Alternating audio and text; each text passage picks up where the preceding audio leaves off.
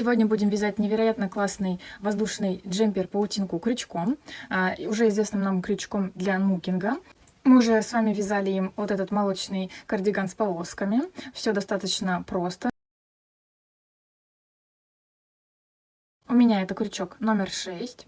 Что касается пряжи, сегодня это у нас Alize Kid Mohair в 50 граммах 500 метров, 62% Kid Mohair, 38 полиамид, цвет 183.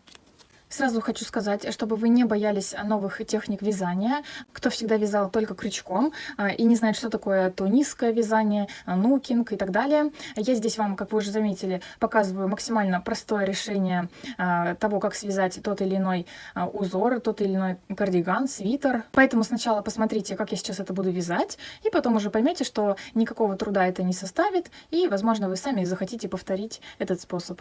Под этим видео многие спрашивали, чем можно заменить обычный Alize Classic. Вот можно заменить Alize Kid Mohair, только вязать нужно будет в 2 ниточки. Потому что у Kid Mohair, смотрите, насколько тоненькая ниточка будет. Это обычный Alize Mohair Classic. И таким образом этот розовый свитерочек получится такой же воздушный, пышный, просто из немного другого мохера. Сегодняшний джемпер-паутинку мы также будем вязать в 2 ниточки. При желании можно попробовать вязать из одной нити.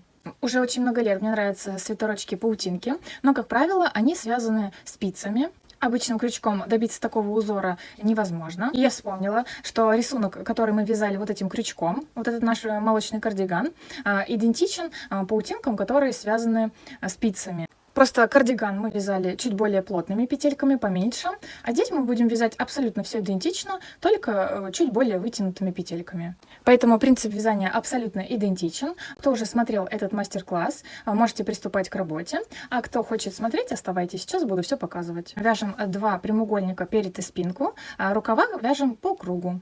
Для начала подготовим к работе наш крючок. Берем крючок, любой шнурок скользящий, чтобы он был гладенький, чтобы он не застревал в нашем вязании. И для удобства продеваем один кончик в ушко крючка. И вот здесь, в самом начале, вот так предлагаю сшить, буквально обычной ниточкой, 2-3 стежка, чтобы вот этот кончик у нас не вылазил, когда мы будем его вытаскивать туда-сюда из нашей работы. Напомню, что длина шнурка должна быть равна примерно 2 ширинам вашего изделия, плюс еще сантиметров 15-20 для удобства, чтобы кончик каждый раз не выправлялся из наших петелек. Начинаем вязание спереди спинки. Это у нас будут 2 одинаковых прямоугольника, абсолютно идентичные. Вяжем мы их поворотными рядами. И, как вы уже поняли, петельки вытягивать будем достаточно сильно. Так, делаем закрепительную петельку. И сразу же вот так ее вытягиваем посильнее. И, соответственно, смотрите, для вашего свитерочка можете прям очень сильные петельки делать, поменьше. Это уже по вашему желанию. Главное, чтобы они все были одного размера. Делаем закрепительную петельку и сразу же ее вот так вытягиваем на ту высоту, которую вы хотите, чтобы у вас были петельки. И я набираю 35 одинаковых вытянутых воздушных петелек. 1, 2, 3. Пример вязания я вам покажу на небольшом отрезке, чтобы мне не набирать все количество петель. Вот, к примеру, мы набрали нужное количество петель в ширину, то есть это наша ширина. Я набрала 35 воздушных петелек. Вот наша косичка. Чуть-чуть разворачиваем ее бочком и видим вот эти задние перемычки, которые находятся сзади косички. И за них мы сейчас будем набирать петельки на наш крючок. То есть со второй перемычки от крючка сразу же набираем также вытянутые петельки на крючок. То есть вот набрали петельку, оставили на крючке. Далее в следующую перемычку вытянули петельку, оставили на крючке. Далее в следующую перемычку вытягиваем рабочую нить, оставили на крючке. Смотрите, все петельки должны быть вытянутые, вот такие высокие. Для того, чтобы получились вот такие большие отверстия в нашем будущем джемпере. Далее следующая перемычка. Вытягиваем, оставляем на крючке. Далее вытягиваем и оставляем. И так до конца. Подходим к концу нашей цепочки. Вот последняя петелька остается. Продеваем в нее, как обычно, и оставляем на крючке. То есть вот тут у вас должна получиться намного длиннее вязания. Это я пример показываю, повторюсь. А тут у вас должно получиться, ну вот столько примерно ширины. Далее что делаем? Разворачиваем. Вот мы закончили вязание. Разворачиваем наш крючок, то есть чтобы вот эта рабочая нить была справа. Вот так ее заводим за крючок. Сейчас аккуратненько вытаскиваем наш крючок из вязания, так, чтобы кончик не вылез из нашего вязания. Перед и спинку, как я уже сказала, мы будем вязать поворотными рядами, то есть каждый раз вот так будем переворачивать наше вязание. И при поворотном вязании мы будем чередовать один ряд лицевые петли, а другой ряд изнаночные петли, лицевые, изнаночные, и так до конца нужной нам длины нашего прямоугольника. Вот после того, как мы провязали один рядок за перемычки, мы начинаем вязать. Можно начать, в принципе, с любых, что изнаночных, что с лицевых, это уже не важно. Смотрите, ну, к примеру, начинаем с лицевых петелек. В начале любого ряда, что когда мы вяжем лицевыми, что изнаночными, вот эту первую петельку, которая самая первая петля на шнурке, мы ее просто снимаем на крючок, ничего с ней не делаем. И сейчас вяжем, к примеру, ряд лицевыми петлями. То есть как мы это делаем? Заводим крючок под нашу петельку, вытаскиваем рабочую нить и оставляем на крючке. Также все вяжем всегда вытянутыми петельками. Точно так же следующую. Продеваем под петельку и вытаскиваем через нее нашу рабочую нить. Также вытягиваем петельку.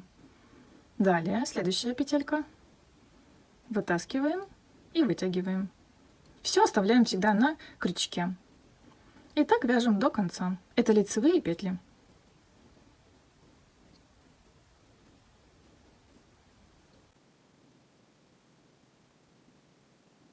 В конце ряда осталась одна петелька, ее мы всегда провязываем, что при изнаночном вязании, что при лицевом, всегда ее провязываем изнаночным способом.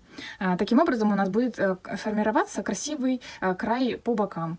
Заводим крючок за вязание и за нашу рабочую нить, продеваем слева направо в крючок, в петельку и подхватываем рабочую нить в нее. И вытаскиваем. Также свободно. Далее, когда мы уже провязали до конца ряда, вот этот шнурок можно полностью вытащить.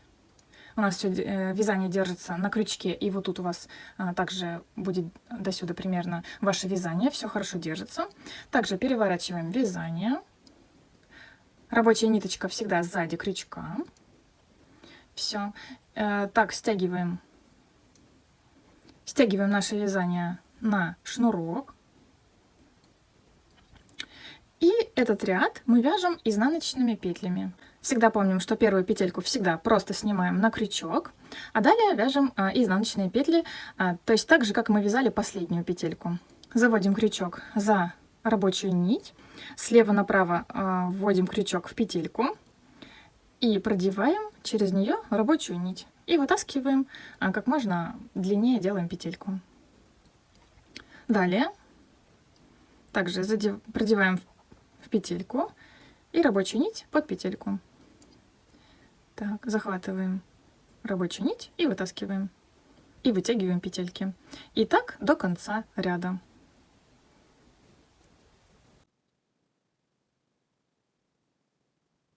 Последнюю петельку мы всегда провязываем изнаночным способом.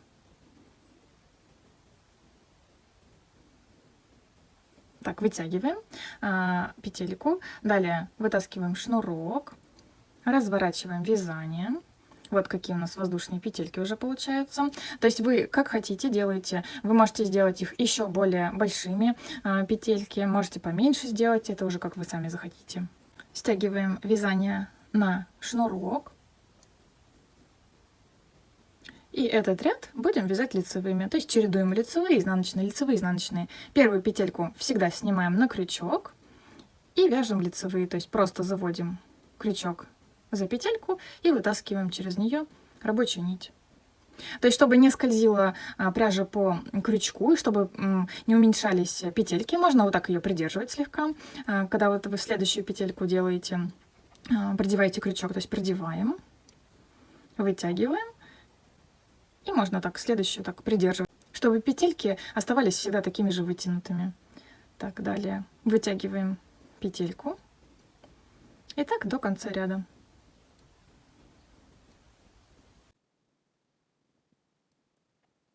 В конце каждого ряда последнюю петельку всегда вяжем изнаночным способом. То есть заводим крючок сзади, слева направо, продеваем через нее рабочую нить и вытягиваем петельку. Далее вытягиваем шнурочек, разворачиваем вязание и все то же самое. Чередуем изнаночные петли, ряд, другой ряд лицевые, изнаночные, лицевые. И так, в принципе, вяжем до конца. Вяжем такой длины прямоугольник, который вам необходим. Таким образом, я связала два вот таких прямоугольника. Это перед и спинка. Это у нас будут одинаковые два прямоугольника. Не пугайтесь, если где-то у вас будут петельки повытянутые, где-то более мелкие. Ничего страшного, в принципе. Это нормально для свитера паутинки. Кому необходимо, могу сказать размеры. Ширина паутинки в растянутом виде 44 сантиметра. Длина 64 сантиметра. Смотрите, я наглядно хочу вам показать, какую небольшую ошибку можно допустить при вязании двух прямоугольников. Смотрите, вот этот прямоугольник я связала первым. Видите, он более рыхлый такой. Петельки более вытянутые, у вот этих петельки намного поменьше. Но мне это ничего страшного, я и такой буду носить. Он очень классно смотрится, я уже его примеряла. То есть там не видно сразу с двух сторон, да, что с одной стороны маленькие петельки, с другой стороны большие. Это прям увидит супер внимательный человек. Так ничего страшного. А вообще нужно вязать их либо прям параллельно, либо следить за плотностью вязания, то есть связали, к примеру, один целый прямоугольник, а потом вяжите следующий прямоугольник и постоянно примеряя его к этому прямоугольнику, чтобы была видна разница в ширине и в длине петелек. Вот эти прямоугольники я вязала с разницей в несколько дней, и вот не совсем заметила этот момент и упустила. Но, повторюсь, ничего страшного, он мне уже очень нравится, я и таким его буду носить. Но вы учтите, такой момент может быть. Далее приступаем к вязанию рукавов. Так как у нас паутинка достаточно прозрачная вещь, чем меньше будет у нас швов, тем более изящной она будет выглядеть. Поэтому рукава я предлагаю вязать по кругу, так же, как и вот в этом нашем кардигане. Таким образом, мы исключим шов в нашем изделии. Тем более, что при круговом вязании мы будем вязать только лицевыми петлями, а на мой взгляд, вязать лицевыми петлями намного проще, чем сначала лицевыми, потом вот так продевать изнаночными, лицевыми, изнаночными. Таким образом, мы даже упростим себе задачу. Ширину рукава выбирайте такую, как вы хотите. Я в этом мастер-классе сделаю его самым узким из всех, который у нас был. Обычно мы вяжем очень широкие, но мне сейчас хочется, чтобы он прям был достаточно узкий, прямой. Но недавно мне попалась на глаза свитер-паутинка с очень широкими рукавами. Это выглядит нереально классно. То есть такие же, как и на наших свитерах, вот такие фонари. Рукава фонари, они очень красиво смотрятся, но если что, я в принципе свяжу себе и другого цвета с такими огромными рукавами, смотрится это, конечно, очень классно. Для своего рукава я набираю 26 воздушных петелек, также вытянутые петельки должны быть.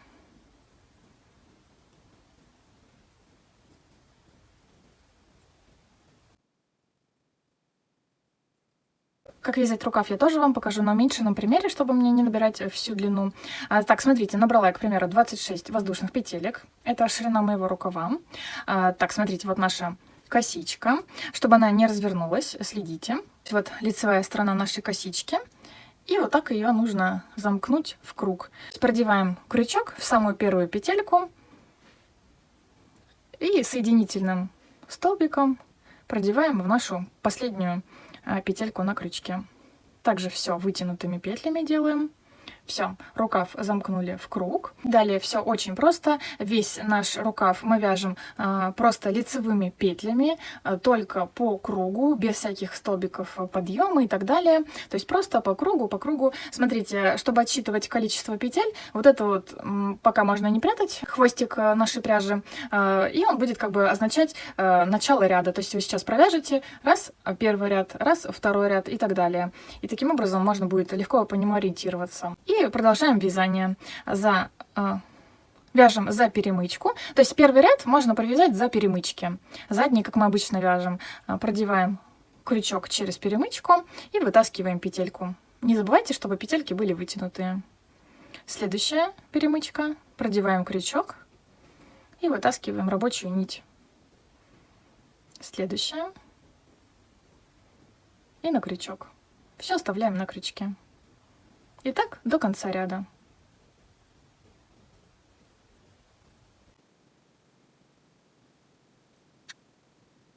Провязали первый наш ряд, вот подобрались к нашему шнурочку. И то есть точно так же продолжаем вязать все последующие ряды. Также продеваем крючок через наши петельки. И сейчас такой момент будет. То есть когда вы подобрались уже к шнурочку, просто его вытаскиваете. Вот, к примеру, вот тут он у вас лежит, да, по всей окружности вашего рукава. Просто его вытаскиваете, но не до конца, так, чтобы он вот эти петельки не освобождал. То есть вот эти петельки держатся за счет нашего шнурка. То есть не допускайте его, чтобы он ускользал. Вот так держите его, чтобы он был вот таким вот свободным. Длина вашего шнурочка для вязания рукава должна быть примерно длины вашей окружности рукава, плюс еще там сантиметров 15-20 для удобства. Все, и таким образом набираем петельки нужной нам длины рукава и вяжем так до конца. 2 рукава. Довязали полностью всю длину нашего рукава, и сейчас будем закрывать петли точно так же, как и напереди со спинкой. Берем любой удобный крючок, близкий по размеру к нашему основному крючку, и делаем так. Вот у нас самая последняя петелька на нашем шнурочке. Вот самая первая петелька на шнурке. Продеваем крючок в самую последнюю петельку. Ищем вот расстояние между первой и последней петлей. Продеваем туда крючок. Захватываем рабочую нить. И протягиваем сразу же в нашу петельку. То есть делаем соединительные столбики. Теперь вводим крючок в самую первую петельку. Захватываем нить. И продеваем сразу же в нашу петельку. Шнурочек можно вытаскивать из петелек по мере вязания, по мере закрытия петелек. Далее ищем также между вот этими двумя петельками вот это расстояние, арочку. В нее продеваем крючок, захватываем рабочую нить и проводим через нашу петельку. Далее вяжем просто в петельку на шнурочке. Соединительно сделали. Теперь ищем арочку между вот этими двумя петельками, в арочку, соединительный. Далее вяжем просто в петельку на шнурочке. Следите, чтобы вот этот шов, которым мы закрываем петельки, не стягивался, то есть чтобы у нас ширина рукава оставалась такая же, вот как она у нас сейчас есть. И продолжаем так до конца. Закрыли все петельки на рукаве, оставляем кончик побольше пряжи, чтобы потом мы его пришили к спинке спереду.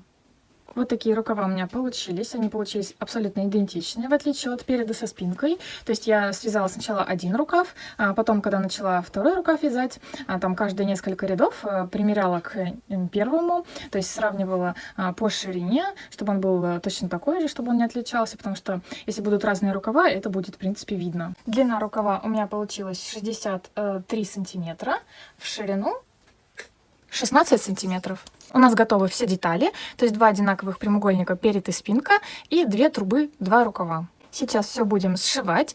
Прикладываем лицевой стороной друг к другу 2 прямоугольника перед и спинку. Лицевая сторона у прямоугольника это будет там, где мы вязали ряды с лицевыми петлями. Приложили друг к другу лицевой стороной наши прямоугольники. И сейчас будем сшивать по вот этому плечевому шовчику.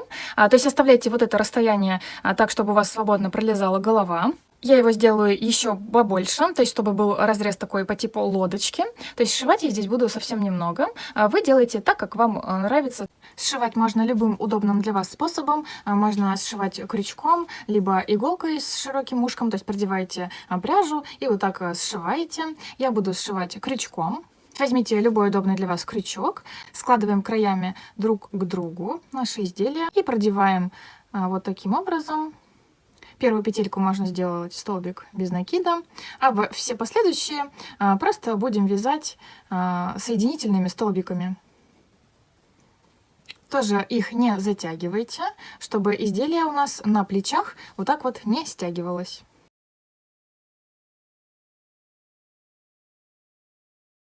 И так вяжем до конца столько, сколько нам нужно по плечевому шву. Итак, мы сшили по плечевому шву наши две половинки, перед и спинку. Выворачиваем наши рукава наизнанку, прикладываем к переду со спинкой. Также с изнаночной стороны пришиваем рукава, то есть сначала с этой стороны, дойдя до плечика, и с обратной стороны. После того, как будут пришиты наши рукава, от подмышки и до конца по бокам прошиваем наши перед и спинку. Сшили по всем швам наши изделия, выворачиваем на лицевую сторону.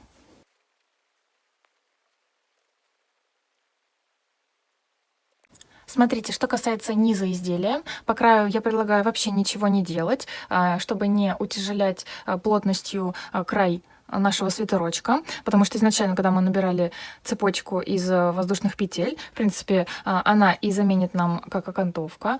Тут у вас должно быть все ровненько. Что касается краев манжетиков, очень многие свитера-паутинки оставляют вот такие свободные края, да, то есть никак не заужая их. Я хочу их заузить, чтобы можно их было закатывать, и здесь, к примеру, чтобы они хорошо держались на руке. Я возьму эластичную нитку, резинку, примерно подходящую под цвет моего свитера, и просто змейкой с изнаночной стороны вот так продену через одну петельку и просто вот так стяну. Если у вас нет такой резинки или не хочется покупать, в принципе, можно стянуть этой же пряжей. Что касается горловины, ее мы так же, как и снизу, обрабатывать не будем. Он у нас достаточно хороший край, очень ровненький, достаточно доработок никаких не требует. Единственный нюанс, если вы, к примеру, делаете, как и я, вырез такой побольше, да, как по типу лодочки, то есть вероятность, что вот эти края будут слегка как бы выпадать, то есть не будут хорошо держать форму. То есть для этого мы сделаем, то есть от шва до шва с одной стороны и с обратной стороны можем просто соединительными столбиками прямо по краю провязать, чтобы ворот чуть-чуть укрепился, и таким образом он будет хорошо держать форму.